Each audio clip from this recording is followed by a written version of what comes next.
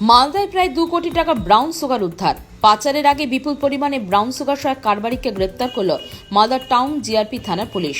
ধৃত কাজ 7 দিনে পুলিশি হেফাজতের আবেদনে মালদা জেলা আদালতে পেশ করা হয়েছে।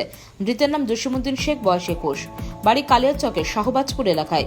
জিআরপি থানার আইসি প্রশান্ত রায় জানান, তথ্যের ভিত্তিতে আজ সকালে মালদা টাউন স্টেশনে এক ব্যক্তির হেফাজত থেকে 404 গ্রাম ব্রাউন সুগার উদ্ধার হয়েছে। ব্রাউন সুগারের আনুমানিক বাজার মূল্য 2 কোটি টাকা।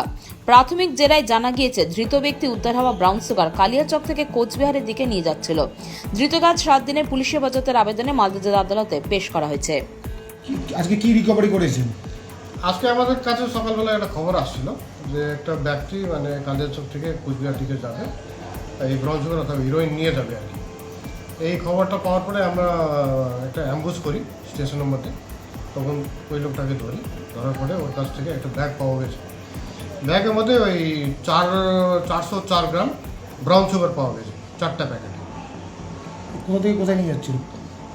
ও বলছে যে ওই কালিয়াচক থেকে কুচবিহার দিকে যাওয়ার কথা ছিল।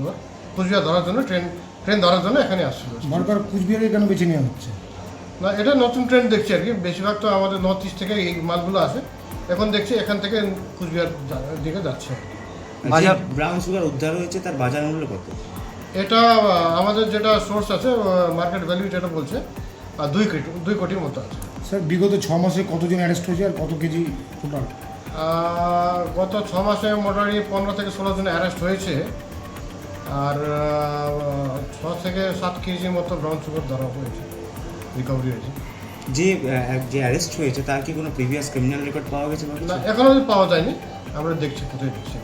আজকে তো কোর্টে ফরওয়ার্ড করছেন, পিসি প্রেয়ার রাখছেন? হ্যাঁ, আজকে আমরা কোর্টে ফরওয়ার্ড করবো, আর 7 দিনের জন্য পিসি প্লেয়ার। যেটা এই 6 মাসের বিগত এক্সাক্ট ফিগারটা বললেন, ওটা কস্টটা ভ্যালু কত হবে মোটামুটি? কস্টটা হবে মোটামুটি 8 থেকে 9 কোটি টাকা। Bureau news, Bangla Times.